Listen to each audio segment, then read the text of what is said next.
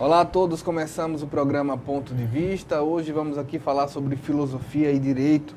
Estamos aqui com o professor Francisco Pereira de Souza, a quem eu agradeço, doutor Francisco, por ter aceitado o nosso convite, falar um pouco sobre filosofia, principalmente nos dias de hoje, em que a gente está debatendo uma série de termos e muitas vezes a gente fala de termos e não sabe exatamente do que está se falando. Exemplo, nós temos um presidente que faz um período pós-impeachment e muita gente considera, alguns grupos consideram que ele é ilegítimo. Daí vem a pergunta, o que é legitimidade hoje? Muito bem, Wender. Primeiramente eu gostaria de, eu pessoalmente, agradecer pelo convite, né? E respondendo à sua pergunta, né? No direito nós temos uma distinção entre o que é legal e o que é legítimo, né? Então, você pode ter uma lei que justamente tem todo o procedimento legal, né, de criação dessa lei, e depois ela pode se tornar ilegítima, né? É o caso do presidente, né, como você está colocando a questão, mesmo tendo sido eleito legitimamente, né, ou pelo menos continuado, né, depois de todo o processo que sofreu a presidente da República, mas muita gente, a maioria da população, não considera, né, um presidente legítimo, né? Por quê? Porque a legitimidade, ela pressupõe uma aceitação, digamos, democrática, né, pela maioria da população. Então, você tem, no caso, a ideia de legalidade, né? O indivíduo ele foi posto legalmente, mas não há uma aceitação, né, da maioria da população, né? A ideia de legitimidade vem justamente dessa ideia de aceitabilidade, né, no caso, né? Essa ideia de legitimidade, ela começa a ser discutida de uma forma mais forte com Hegel? Veja, o Hegel, ele também trabalha essa questão, né? Hegel é um autor fundamental na filosofia, porque ele passou por toda uma mudança, digamos assim, a filosofia, na época de Hegel, de paradigma. Ele é, digamos, o último grande filósofo moderno e o primeiro grande filósofo contemporâneo. Depois de Hegel, a gente considera um monstro assim, na filosofia, porque depois de Hegel a filosofia ela chegou a se dividir, inclusive em direita e esquerda hegeliana. Todos os filósofos posteriores, grandes filósofos, foram leitores de Hegel, né? Seja para se tornarem discípulos ou para criticar, né? Você tem, por exemplo, Kierkegaard, o pai do existencialismo, fazendo toda uma crítica à filosofia de Hegel para fundamentar a sua própria filosofia. Você tem Marx, né, fazendo toda a crítica à filosofia do direito de Hegel para poder justamente fundamentar a sua filosofia e criar o seu próprio pensamento, né? Então você tem vários outros grandes filósofos, Nietzsche, né? Você tem o Kierkegaard, né? o Heidegger, vários grandes filósofos que fazem toda uma leitura de Hegel, porque Hegel foi fundamental à filosofia. Ele fez toda uma análise da história da filosofia e toda uma filosofia da história, né? Então, o Hegel é importante nesse sentido e ele trabalha. Agora, um autor fundamental para trabalhar essa questão da diferença entre legitimidade e legalidade, eu indicaria não propriamente Hegel, né, para tratar os termos da forma. Eu indicaria um sociólogo chamado Max Weber, né? Max que aí Weber, vai falar da questão da tradição, justamente, do carisma. Justamente, as várias formas de poder, né? O poder carismático, o poder tradicional, né? O poder legítimo, né? O Max Weber faz toda uma análise da modernidade e ele faz também, né, uma análise.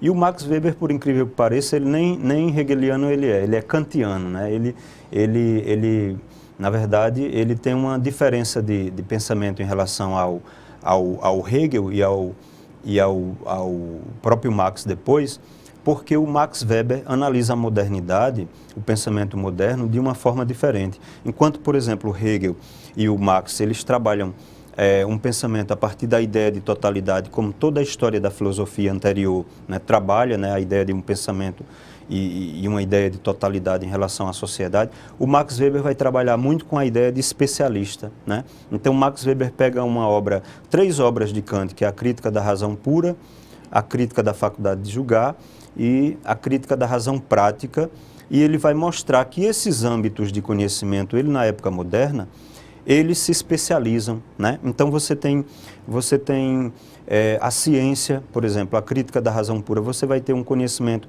científico propriamente se autofundamentando na modernidade. Você vai ter a ética e o direito também como um pensamento que se fundamenta a partir de si mesmo e não é mais baseado na tradição, né? Então você tem o direito moderno, que vai ter justamente como fundamento a ideia de subjetividade, né? O sujeito moderno, né? Então, você vai ter a proteção às liberdades individuais, subjetivas, que vários grandes autores modernos trabalham, né? Como toda a tradição justnaturalista, desde John Locke, Hobbes, Kant, né? Todos esses autores, Rousseau, vão fundamentar a ideia do próprio Estado na ideia de um contrato social feito por partes isoladas pelos sujeitos, né? Que a partir da saída de um estado de natureza, eles criam o contrato e fundamentam a legitimidade, né, do governo. E essa legitimidade, o governo é justamente legítimo porque ele é resultado de um consenso entre as partes, né, que fizeram um contrato e criaram esse governo, né? Então você tem o Max Weber baseado nessa tradição filosófica, mesmo ele criticando o pensamento justnaturalista, né? Porque o Max Weber não é muito a favor dessa tradição, mas ele é kantiano, né? Ele vai justamente fundamentar, como eu estava dizendo, a ideia, né, de que o pensamento não pode ser mais como Marx e o Hegel trabalhavam a partir da ideia de uma totalidade, mas o pensamento é o pensamento do especialista, né? Então a ciência, a ética e o direito, né, que seria, digamos assim, derivado do pensamento de Kant, a crítica da razão prática e a ética. Você tem, por exemplo, o Kant fundamentando uma ética na época moderna, que não é mais baseada na tradição, em valores, em um ethos como a ética aristotélica ou a ética medieval, mas fundamentado na ideia de um sujeito racional que se dá uma lei, né, que ele chama de imperativo categórico, e essa lei, né, é justamente uma lei que ele se dá a si mesmo e é racional justamente porque essa lei tem que ser universal, aceita por todos os seres racionais, todos os seres humanos. A gente reforçar, principalmente para o telespectador, que nessa discussão que você tem, o Weber pensando quem é esse sujeito, como ele se comporta, a quem ele obedece, o que antes se pensava, quando você fala do naturalista, se aproxima muito dos gregos, do pensamento de mundo, do medieval, já um sentimento mais cristão, mas que tudo isso que foi construído em termos por esses pensadores fazem o que hoje nós fazemos quase que no automático fazer sentido. Exemplo, nós somos, quando você abre a Constituição que diz todos são iguais perante a lei, é uma evolução desse pensamento?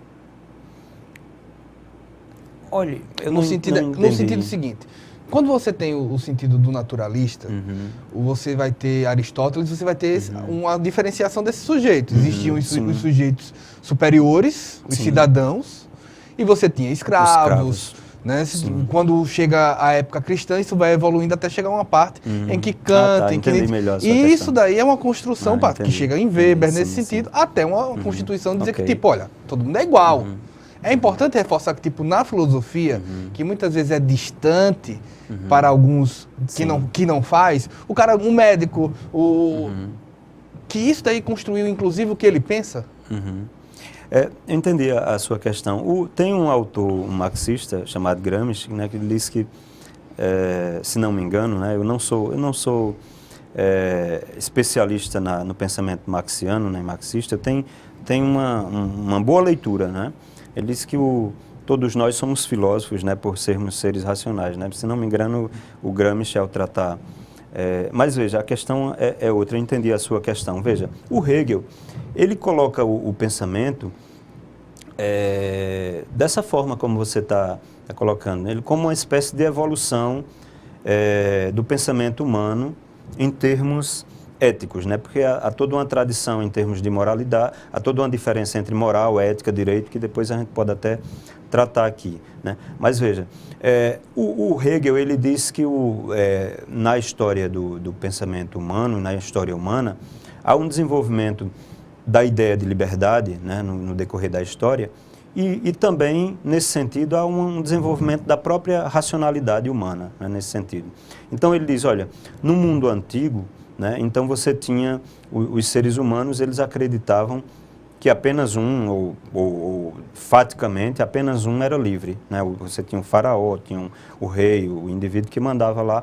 No mundo grego, essa liberdade, ela vai ser de uns poucos, né? Porque a gente fala muito em democracia, como se a democracia tivesse surgido do nada e todo mundo fosse, né, igualmente livre. Como se todo mundo sempre tivesse tido isso. Sempre tivesse tido e fosse livre. Mas a democracia, ela surge na Grécia, né, por volta mais ou menos do século V a.C., e proporcionalmente, relativamente igual com a própria filosofia grega, né, os grandes filósofos, Sócrates, Platão, Aristóteles, e ela vai surgir justamente com esse ideal, né, de que todos os cidadãos são livres, né?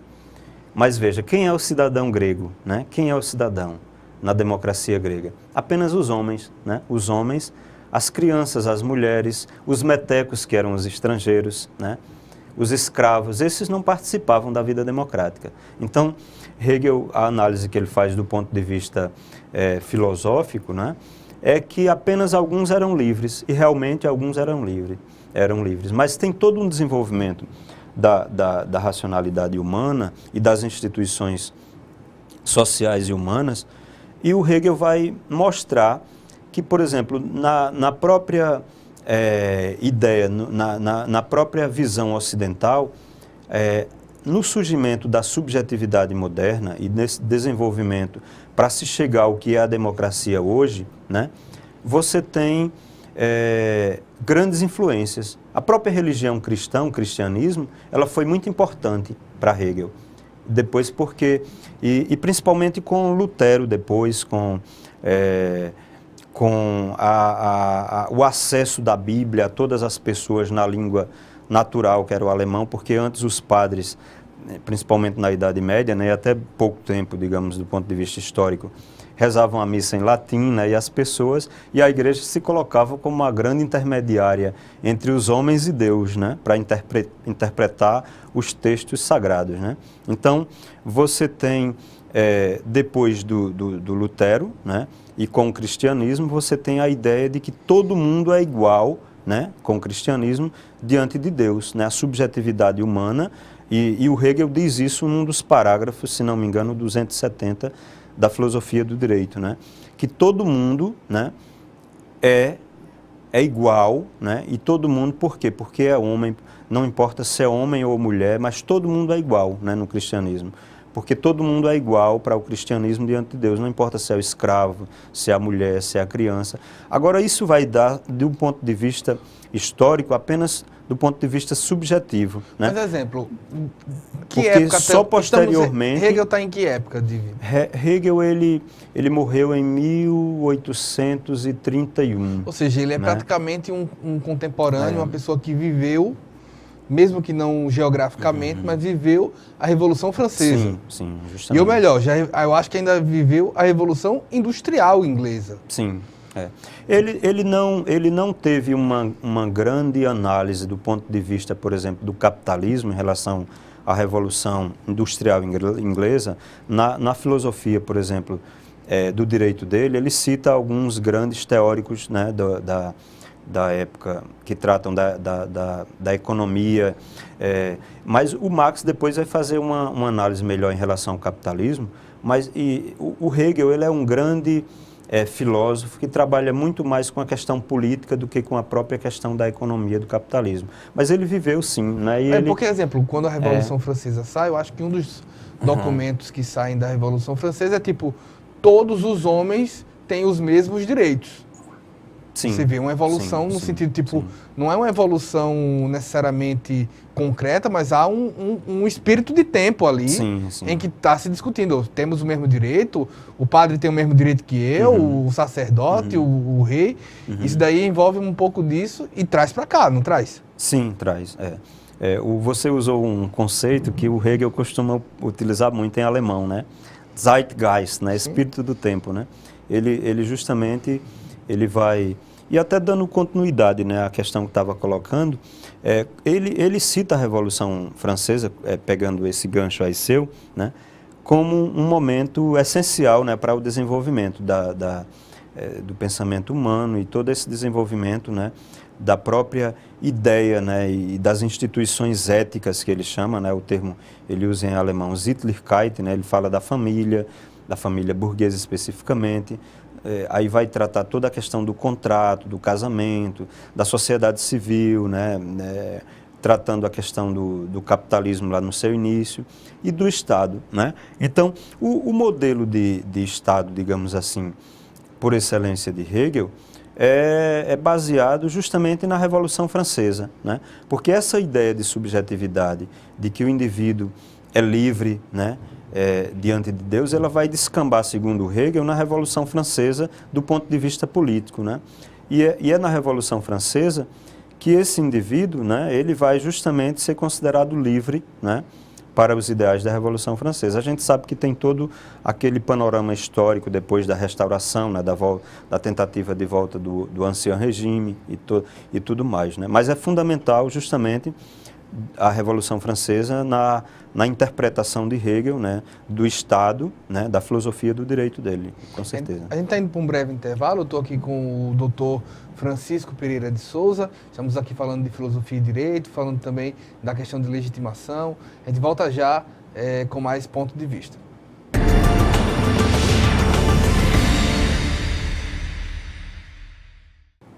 Voltamos com o programa Ponto de Vista. Estou aqui com o professor doutor Francisco Pereira de Souza. Estamos falando aqui de filosofia e direito. E nesse ponto que a gente está discutindo, professor, tem a questão da representação política. Como é que ela foi discutida na filosofia com Hegel e Habermas? Veja bem, o Hegel, ele na verdade, ele faz uma crítica à democracia, né? Os grandes filósofos antigos, o Platão, Aristóteles, foram bastante críticos em relação à forma democrática, né? A ideia de que o povo deve governar, né? O democratos, né? O poder ao povo, né? E o Hegel é interessante, né? Porque eu costumo dizer aos meus alunos, ao trabalhar a filosofia do direito, que o Hegel ele tem um pensamento que é uma monarquia constitucional, né? E o Hegel ele tem uma preocupação democrática, de uma certa forma, no seu pensamento. Eu costumo dizer isso, eu tenho até uma obra chamada A Representação Política em Hegel, onde eu vou discutir, né, essa questão. Porque o Hegel, ele acha que todos os grandes segmentos da sociedade, ele tem que estar representado no Estado. Ele fala de todos os segmentos, né? A burguesia, né? O pessoal que trabalha com ele chama de classe industrial, né? O stand, como ele chama, né? A representação do campo, né? E a representação dos funcionários do Estado, né? A burocracia, né? Que na época de Hegel ele fez uma análise bastante positiva que Max Weber depois não vai fazer nem tanto em relação à democracia, né? Ou em relação à burocracia. Mas veja, o Hegel, ele diz que a representação, a verdadeira democracia, ela teria que ser feita a partir de representações locais, né? Das comunidades, de representações profissionais.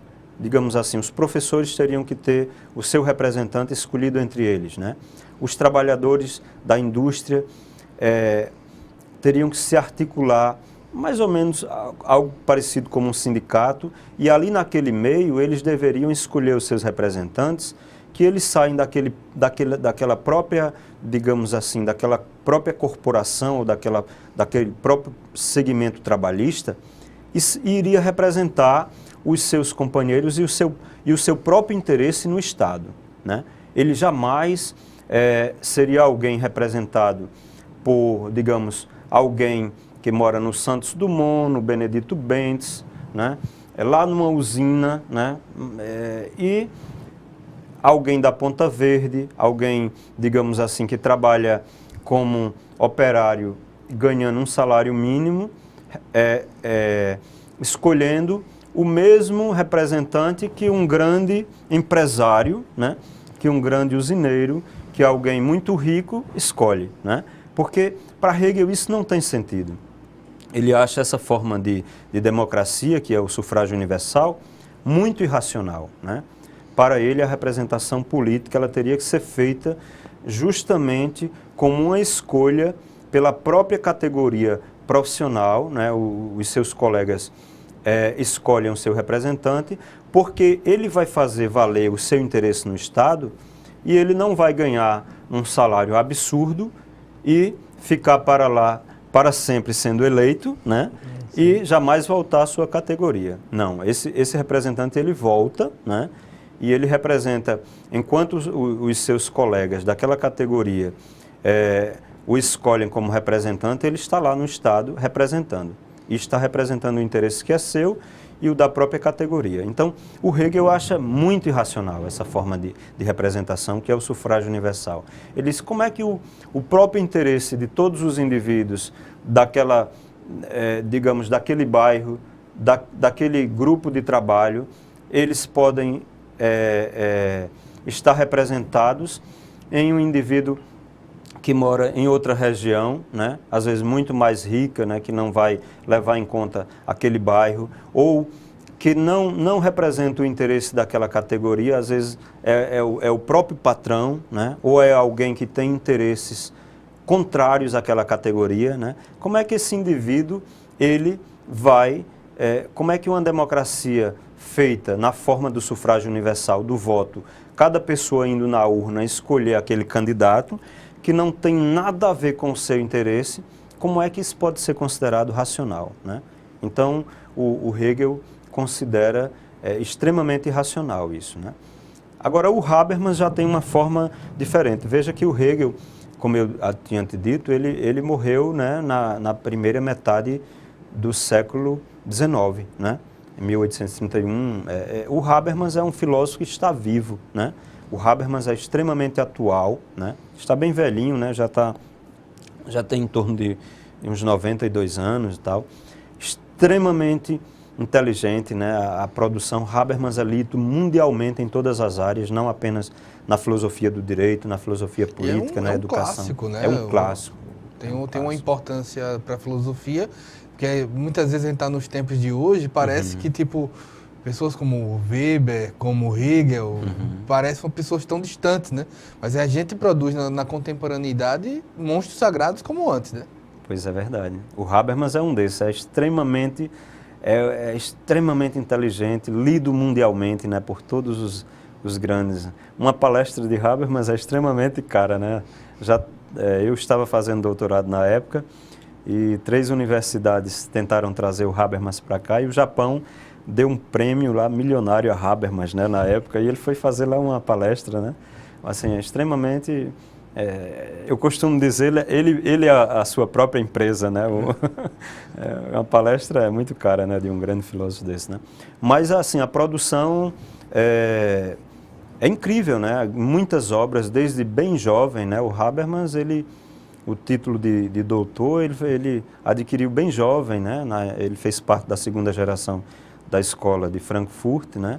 E desde lá, né, desde os 20 e poucos anos, ele escreve até hoje, né, e pensa a realidade mundial, né, e pensa a filosofia. E no caso né, da representação política, o que ele contribuiu para a gente? Pois é, veja bem, o Habermas ele tem uma visão, ele já é a favor da democracia, da forma como nós temos hoje, essa democracia representativa. Agora, o Habermas ele tem uma preocupação de tornar a democracia mais participativa, né?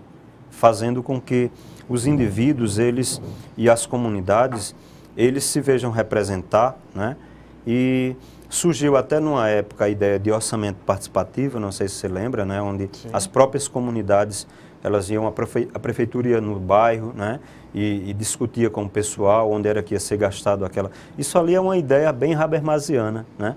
Foi trazida para o Brasil por discípulos de Habermas, especialmente no Sul, Paulo Genro, né, estudou Habermas e outras pessoas lá, e eles colocaram em prática essa ideia, né, do orçamento participativo, porque o Habermas tem toda uma preocupação com a democracia participativa, né, no Estado, e o Habermas ele é extremamente atual do ponto de vista não só da ideia do Estado nacional, né, do direito, digamos assim, constitucional, mas o Habermas tem toda uma grande teoria, né, até em relação à própria ideia que surge hoje de uma constitucionalização do direito internacional, né?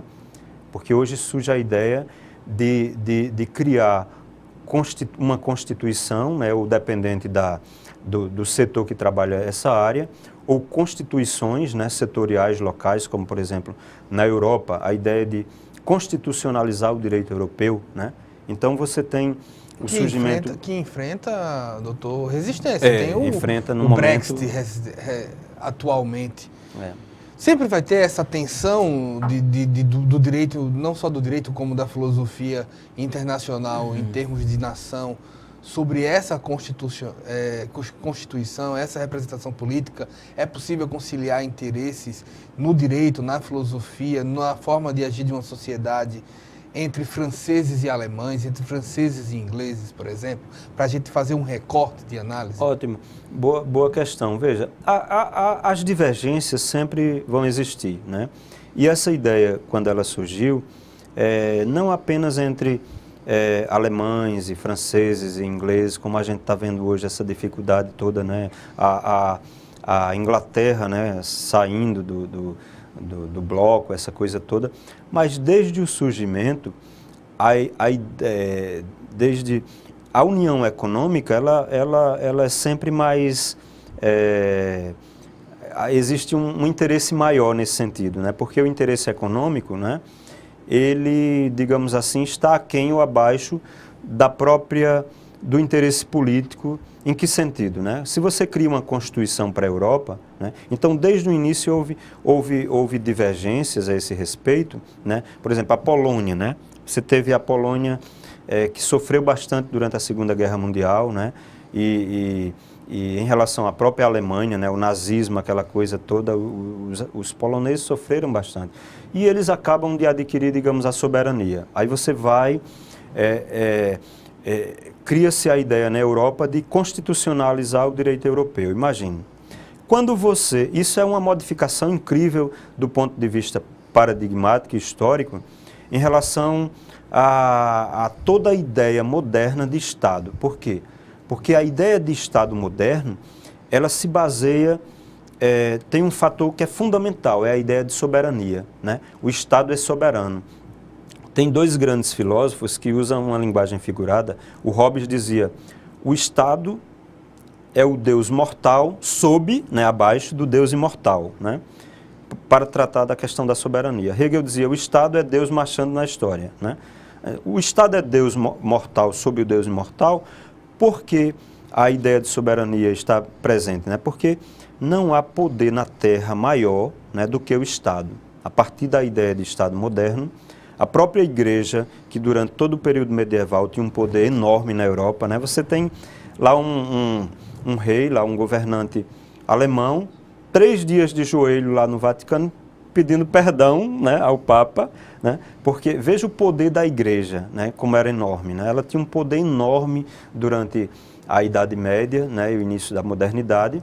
E com a ideia de soberania, você tem o monarca soberano, né? Ele é absoluto no primeiro momento, né? Então você tem depois a ideia da monarquia constitucional, que vem em seguida, né? Toda a ideia de que a lei é que governa, né? Como nós temos depois a ideia do Estado de Direito, e depois o Estado Democrático de Direito, né? Historicamente vem a ideia de que o povo, e Foucault e Rousseau tem uma importância fundamental nesse sentido, né? Porque o povo passa a ser o soberano, né? o povo passa a ser o soberano, a partir da ideia russoniana de soberania, né?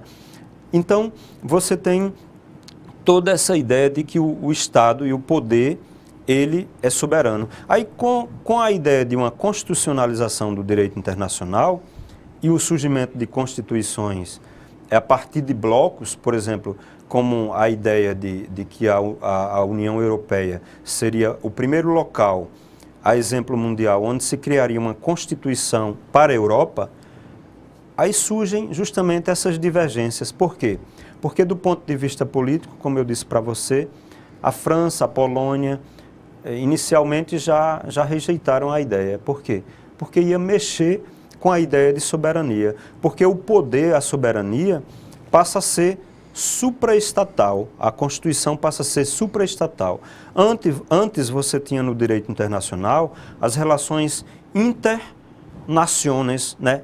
Entre nações, entre estados, internacionais. Então as relações, elas eram bilaterais. O Estado fazia um pacto, um acordo, ou um tratado com aquele Estado, e eles poderiam romper a qualquer momento, né? A própria ideia, por exemplo, de manter a paz e a ordem mundial com a ONU, baseada em Kant, né? A ideia de uma confederação de Estado, ela, no primeiro momento e até hoje, ela não acaba com a ideia de soberania, porque os Estados confederados, por exemplo, numa ONU, numa confederação de Estados, eles são soberanos, eles podem sair quando eles quiserem, a qualquer momento. Eles não são obrigados, por exemplo, como num Estado federal. Você tem os Estados Unidos, o Brasil, você tem aqui, imagine Alagoas a qualquer momento querer sair da federação, né? Ou o Ceará, ou o Rio Grande do Sul, vamos sair da federação, né? Porque nós temos soberania para isso. Seria muito perigoso, né? Então, veja, o que é que eles querem criar na Europa com essa ideia? Pernambuco já teria feito isso há muito tempo, né? Pois é. Há 200 anos. Com certeza, né? Aí você veja o seguinte, aí na ideia de federação, você tem justamente essa vinculação, né? Essa vinculação. Então, você tem... ela se torna vinculante, né? O Estado, ele obrigatoriamente, ele tem que permanecer, né? A Inglaterra jamais sairia da União Europeia, se eles tivessem criado uma federação de Estados, né? Porque ela não iria pagar simplesmente uma multa. O acordo seria para vincular, né? Permanentemente, como por exemplo no Brasil, nos Estados Unidos, os Estados, eles criaram a Constituição acima deles. A Europa também seria isso. A ideia inicial de constitucionalizar o direito europeu, de constitucionalização do direito internacional é essa. Você teria a França, a Polônia, a Inglaterra, todos que entrassem nessa Constituição supranacional, digamos assim, soberana, dando as diretrizes para as constituições nacionais, elas não poderiam mais sair, né? Por quê? Porque a soberania seria da Europa a partir desse momento, né? Como no Brasil, exemplo que eu estou lhe dando, ou nos Estados Unidos, os estados estão vinculados, né? A Constituição, por exemplo, alagoana, ou do estado de Alagoas, que cada estado também tem a sua Constituição, né? Ou do Ceará, elas jamais podem ter normas ou cláusulas que vão contra as normas, né? Da Constituição Federal, não é verdade? Você tem no Brasil até um Tribunal Constitucional, né? E depois vem toda aquela discussão, né?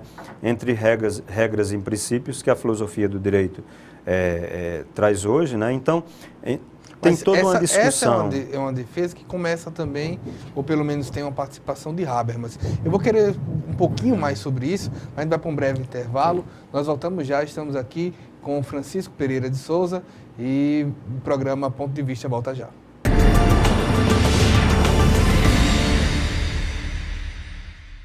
Voltamos com o programa Ponto de Vista. Estou aqui com o professor doutor Francisco Pereira de Souza. Estamos falando aqui de Estado, de legitimidade, de filosofia, de direito. E a gente chegou na parte de Habermas. Professor, como Habermas pensou, o que a gente estava falando no bloco anterior, esse direito cosmopolita? Muito bem. Dando continuidade, inclusive, à forma como estávamos tratando no bloco anterior, veja, O direito cosmopolita habermasiano, né, é justamente uma análise que ele faz de todo o direito internacional atual, né, e ele retoma um grande filósofo moderno que é o Kant, Immanuel Kant, né, porque o Kant ele tinha uma obra chamada Paz Perpétua, né, que foi justamente uma análise, uma preocupação kantiana, justamente porque esse nome é Paz Perpétua, né? A tentativa e a preocupação com que os estados eles acabassem de uma vez por todas com as guerras, né? A Europa tem muita guerra na época moderna, né? Assim, um berço de sangue, né? Você tem muitas guerras e foi um continente, guerras entre um povo vizinho com outro, né? Então Acho você que no tem caso de Kant, você tem uma guerra prussiana ali, né? justamente, né? Também, né? A Prússia, né? Então você tem um Estado europeu se aliando a outro, né? Você tem desde o início da modernidade, já lá na época da Renascença, você tem com Maquiavel, né, essa preocupação, né, porque você pegava uma cidade italiana decretando guerra a outra e ia pegar como aliado lá a França, né, Com o Papa dentro, comandando exército, com né? o Papa justamente, né, apoiando uma ou outra, né, justamente, isso é verdade, né. Então você tem essa preocupação que vem, digamos lá, desde Maquiavel, você tem com Kant, né, com Kant essa preocupação de acabar de uma vez com... Então, essa ideia de uma criação, de uma confederação de estados, ela surge justamente nessa obra, A Paz Perpétua, né? O presidente americano, depois da Segunda Guerra Mundial, o Wilson, ele vai justamente se basear, né, e os estudiosos dessa área, justamente na ideia kantiana para criar a ONU, né? Então você tem a criação da ONU como uma confederação de estados, né? A ideia de uma confederação. Só que o Habermas, o que é que ele faz? Ele radicaliza esse pensamento, né? Radicaliza em que sentido? Porque o Habermas, ele acha que poderia se fazer muito mais em termos de direito internacional, né, do que uma confederação de estados. Porque na confederação de estados, na ONU, como eu havia dito há pouco tempo atrás, o que é que ocorre? O Estado ele tem soberania total, né, e arbítrio, né, uma certa arbitrariedade assim, para sair, né, no momento que ele quisesse da ONU, né, ou para rejeitar uma ou para determinação. rejeitar justamente uma determinação da ONU, né. Você vê o caso dos Estados Unidos, né. Essa ideia, ela esbarra, os Estados Unidos hoje, eles são um dos grandes empecilhos, né, inclusive para o progresso, né, de uma ideia dessa de constitucionalização do direito internacional. Os grandes países como os Estados Unidos, talvez até a China, não sei que se desenvolveu muito, né, do ponto de vista econômico. Nós temos a China hoje, né, superou o Japão, né, segunda maior potência mundial, e ela está agora com um grande plano de desenvolvimento, quase 1 trilhão, né, fazendo aquela antiga rota, né, da seda, né, e de investimento, e ela é capaz de daqui a alguns anos ela superar economicamente os Estados Unidos, né, ser a primeira grande e maior potência do ponto de vista econômico. Mas do ponto de vista político, de uma política interna mundial, né, como o Habermas fala, né, de querer constitucionalizar o direito e tornar a política, digamos assim, controlada pelo direito, né, porque aí você teria qualquer responsabilidade de um desses atores, desses grandes global players, né, que são grandes jogadores ou atores globais que jogam nesse cenário, nesse tabuleiro internacional, como os Estados Unidos e outros, né, ou qualquer país ou qualquer potência que tome uma medida contrária aos interesses, digamos assim, consensuais da Assembleia da ONU, né? É claro que com isso eu não estou dizendo que a ONU ela é tão democrática, digamos assim. Você tem a grande Assembleia e o Conselho de Segurança, né, que são, no final das contas... O Brasil não tem hoje, tem ainda? Não, ainda não. Conseguiu a cadeira, né? Pois é. Mas você tira a 7ª economia do mundo, não tem direito à cadeira no Conselho de Segurança. Pois é, uma das coisas que o Habermas bate muito nessa tecla, né, defendendo que precisa ser reformulado, o Conselho de Segurança, né? Então, ela tem que ter uma representação efetiva das grandes potências, né, locais, né, e isso não é feito. Porque quem são as grandes potências que fazem parte do Conselho de Segurança, que têm poder para tomar qualquer medida a nível internacional, a nível mundial? Os Estados Unidos são os vencedores da Segunda Guerra Mundial, né? Então você tem os Estados Unidos, você tem a Rússia, né? Você tem a China, que faz parte, né? Com exceção da China aí, né? No caso, a Inglaterra, a França, né? Então, e no final das contas, o que é que ocorre? Se um desses, né, países for contrário a qualquer das medidas, né, da Assembleia e do próprio Conselho, então ele tem poder para vetar, né? Então, não é muito democrático, né? Vamos e venhamos, né? Na verdade, não é muito democrático. E você vê os Estados Unidos, por exemplo, na época da invasão do Iraque, né? Eu me lembro muito bem naquele momento, né? O Bush dizendo que os Estados Unidos não tinha que dar satisfação a nenhum outro país, né? Ele tinha poder para agir mundialmente da forma como desejasse. Isso como se ele rasgasse o Trump saindo de um acordo de Paris. Justamente. Que é um acordo de aliados, né? Justamente. Então você tem, por exemplo, uma grande potência que ela acaba se tornando um empecilho. Por isso que a minha tese na época, terminei o doutorado há alguns anos atrás, né? Ela justamente é uma crítica a essa proposta habermasiana nesse sentido, que eu taxei na época, né, de um pouco idealista, né, ou muito, porque acaba esbarrando nos interesses das grandes potências. Mas veja, essa visão, essa ideia de uma constitucionalização do direito internacional não é só uma ideia do filósofo Habermas, né? Ela é também uma agenda política, né? Ela tem, além de ser uma proposta não só de filósofos, mas também de juristas, né, de grandes estudiosos de várias áreas, né, das ciências políticas, ciências sociais, né, então do direito, né, e filósofos como Habermas, que tratam essa ideia de constitucionalização a partir de vários aspectos, né, alguns como Habermas com a ideia de uma constituição mundial, né, ou uma constituição a partir de blocos, né, como a Europa com a sua constituição, a América do Sul, a África, a Ásia e tal. Então, mas também tem outros autores que tratam a partir de outros pontos de vista, né?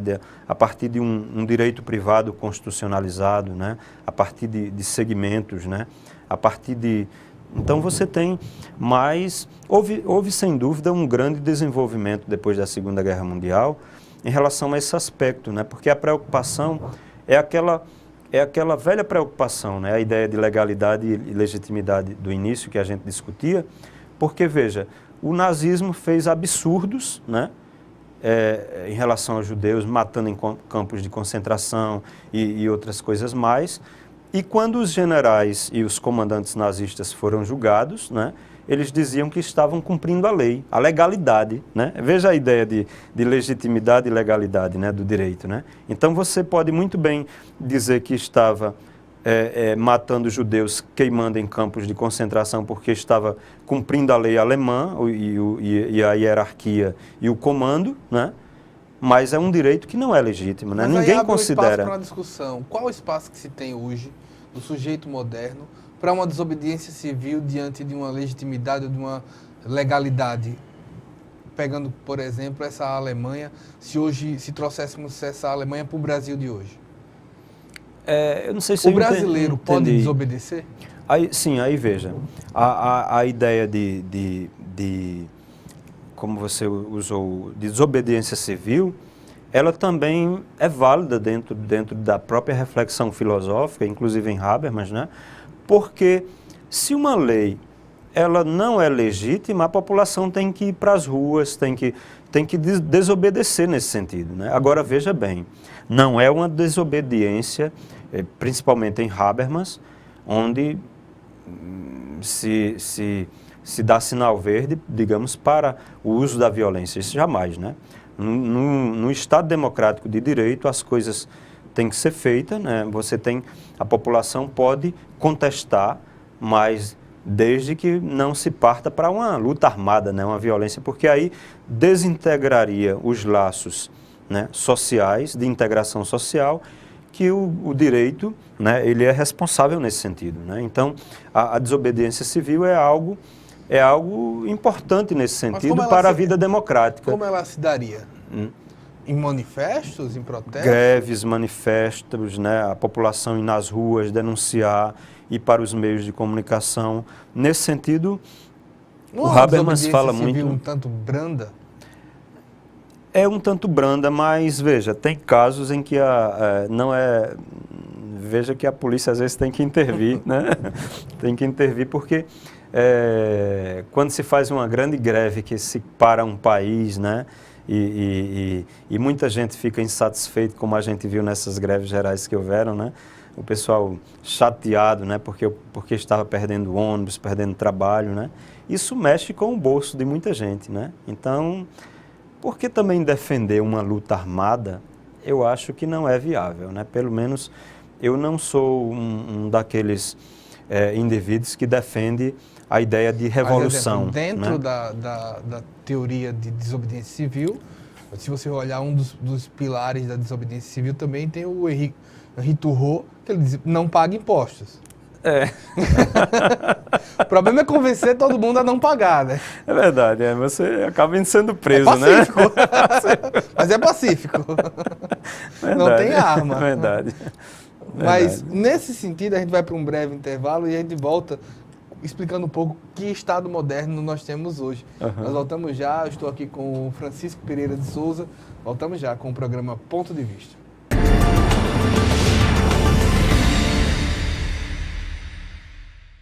Voltamos com o último bloco do programa Ponto de Vista. Estou aqui com o professor doutor Francisco Pereira de Souza, professor de filosofia da UFAL. Já falamos aqui de legitimidade, de legalidade, de Estado, de sufrágio universal. E não para por aqui, nós temos o Estado moderno.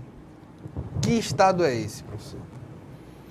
Pois é, veja bem, o Estado moderno ele passou por uma série de modificações, né? Então você tem... do ponto de vista jurídico, digamos assim, a ideia de que o Estado, né, você tinha antes a ideia de que o juiz era só o boca da lei, né, aquele que simplesmente, do ponto de vista de um juiz-positivismo, ele aplicava a lei, né?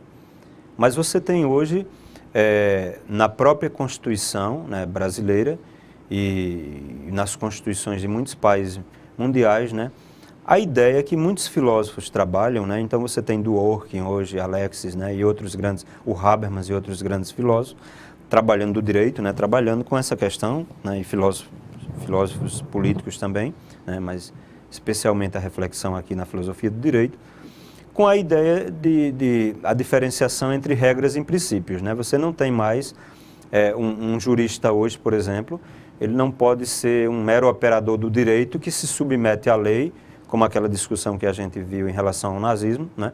Porque a própria Constituição, ela traz, né, a ideia que antes havia uma separação entre direito e moral, hoje você tem a moralidade, um juspositivismo ético, como o caso de Habermas, onde a moral, né, a moral racional, não é qualquer moral, né, a moral racional, ela vem para dentro do próprio direito, por exemplo, com a ideia de princípios, né? Então você tem, por exemplo, a Constituição, né, onde você tem os direitos fundamentais, que do ponto de vista dos tratados internacionais a gente costuma chamar de direitos humanos, né, onde esses princípios, especialmente do capítulo 1 ao 5º da Constituição, você tem os princípios ali, né, e os direitos dos indivíduos, né, sejam os direitos subjetivos, direito à educação, saúde, né, trabalho, uma série de direitos que precisam ser respeitados.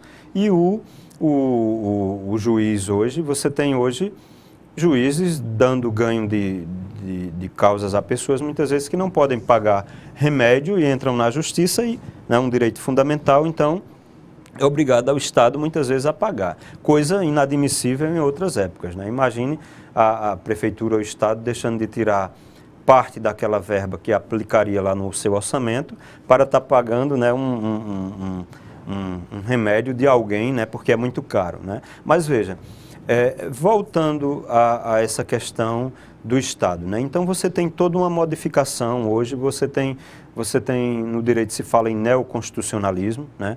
As constitucionalizações dos vários âmbitos do direito, porque a Constituição ela deixou de ser um texto meramente político e ela é um texto hoje no ordenamento jurídico.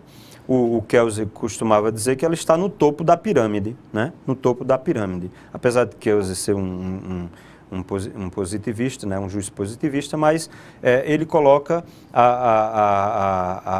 essa ideia de que a Constituição é a norma, né, fundamental que determina e, digamos, nenhuma das outras, vincula todas as outras e você não... Essas outras normas, os outros códigos, Código Penal, Civil, as outras leis que estão abaixo no ordenamento jurídico, elas jamais podem ir contra a Constituição, né? Então você tem todo um Estado, né, fundamentado, digamos, na ideia de constitucionalidade e onde a moralidade ela está presente, digamos assim, no direito, essa moral racional, através da ideia de princípios, né? Então, você volta àquela questão da legitimidade do poder, né? Você tem um Estado que tem todo um procedimentalismo, né, jurídico, inclusive para legitimar ou colocar, digamos, para que seja estabelecida a legalidade, né? E no final das contas, né, quem é o soberano? É o povo, a democracia, né? O povo é o soberano. Então, me veio à cabeça a discussão anterior, né, da ideia de governo legítimo e ilegítimo. Você tem, por exemplo, hoje, um governo no país totalmente ilegítimo, né? A maioria da população, né, você tem as pesquisas aí, né? 3%, né, tinha de aprovação. Isso é absurdo, né? E não cai devido aos grandes interesses econômicos que estão por ali, por trás, para fazer aquelas reformas perversas, né, contra nós, né, o povo, né? É reforma trabalhista, reforma da Previdência, né? Terrível, que vai tirar os direitos históricos conquistados da classe trabalhadora, né? Isso é terrível, né?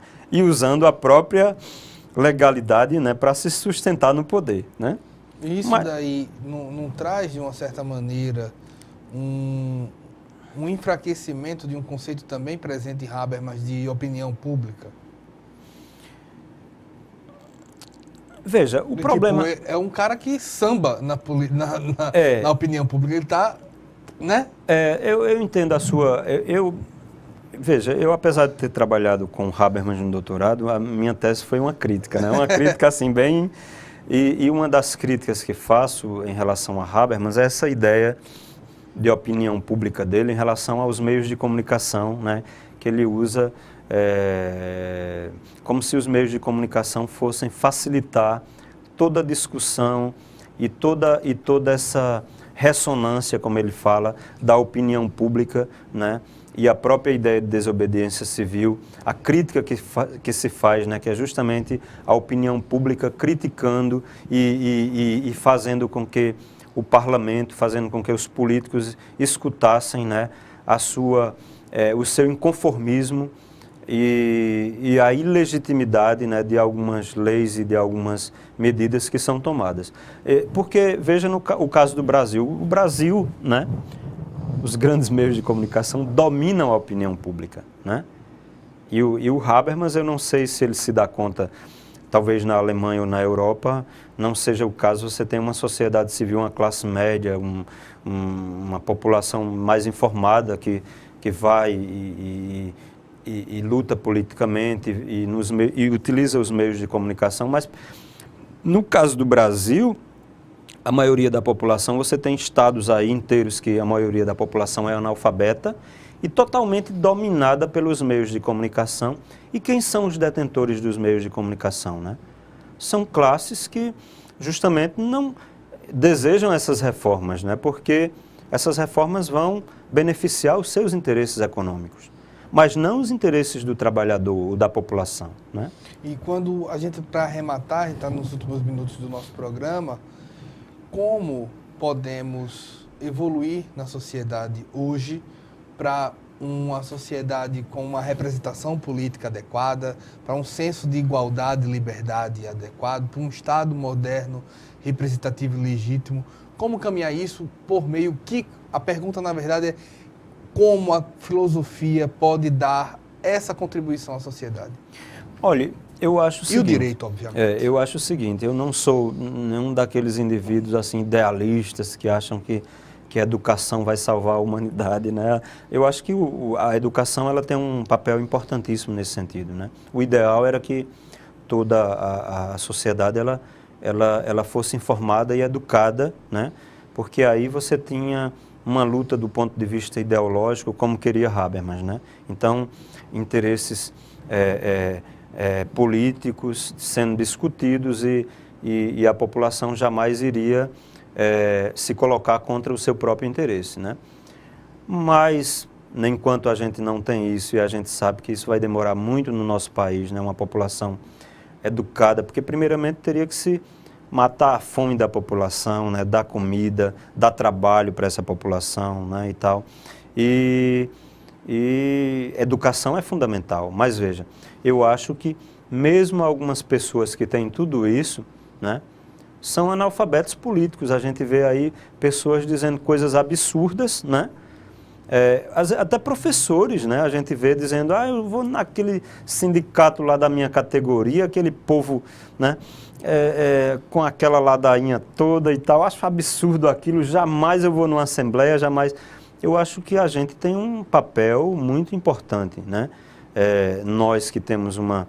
Eu não falo só os professores, mas toda a classe média, todas as pessoas que têm, inclusive as classes menos abastadas, mas que têm um certo nível de educação, é a gente se engajar politicamente, né?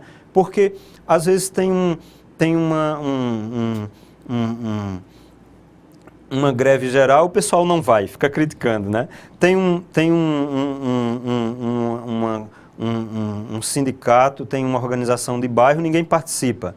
Até na sua igreja, na sua escola, na sua comunidade, você tem um papel, uma responsabilidade com seu filho, sua família, né? seus vizinhos, né? E socialmente, porque a gente, ser humano, a gente não pode simplesmente ser individualista e estar sozinho achando que vai resolver os próprios problemas, não. Então, nós temos que nos integrarmos, nós temos que fazer parte de grupos, né, para podermos lutar. Até você fazendo parte de um grupo na sua igreja, você está fazendo um papel que é um papel político importante. O papel do homem, que é um ser social, justamente, é político. Como dizia Aristóteles, né? Muito bem. Muito obrigado, professor. Nós agradecemos também a você pela audiência. Esperamos uma próxima oportunidade. Até mais.